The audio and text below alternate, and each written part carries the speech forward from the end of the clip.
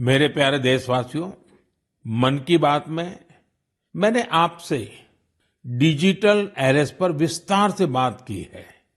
इसके बाद देश में डिजिटल अरेस्ट और डिजिटल फ्रॉड को लेकर हमारे समाज में काफी जागरूकता आई।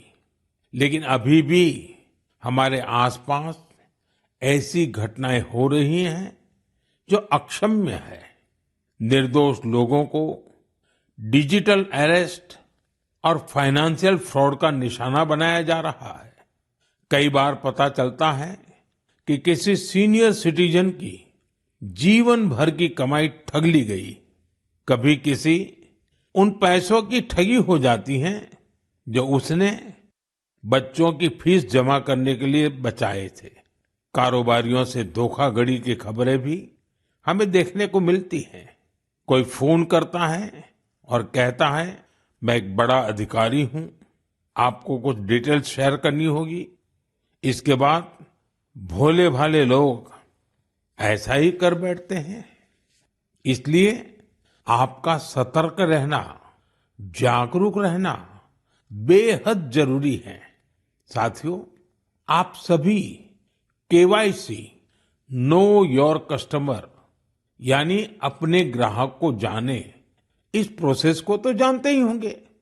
कभी कभी जब आपसे बैंक से केवाईसी अपडेट या री केवाईसी करवाने के मैसेज आते हैं तो मन में सवाल उठता है, मैंने तो पहले ही केवाईसी करवा रखी है, तो ये फिर क्यों?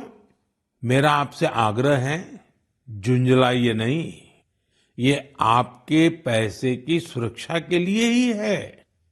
हम सभी जानते हैं कि आजकल पेंशन, सब्सिडी, बीमा, यूपीआई सब कुछ बैंक खाते से जुड़ा है।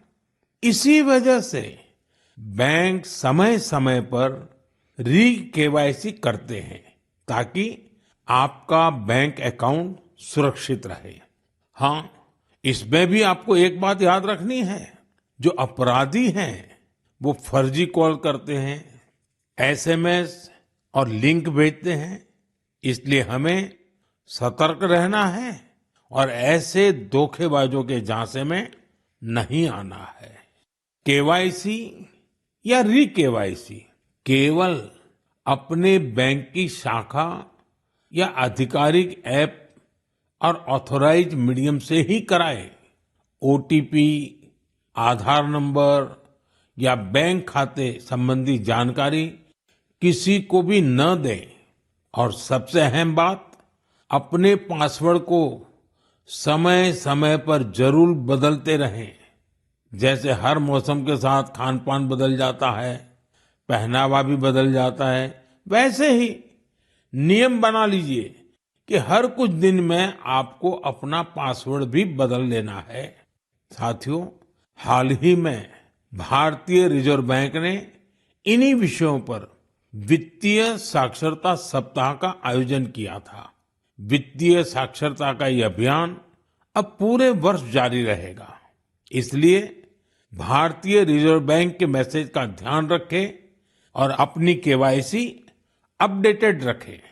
याद रखिए, सही केवाईसी, समय पर री केवाईसी, करे खाता सुरक्षित, बने सशक्त नागरिक।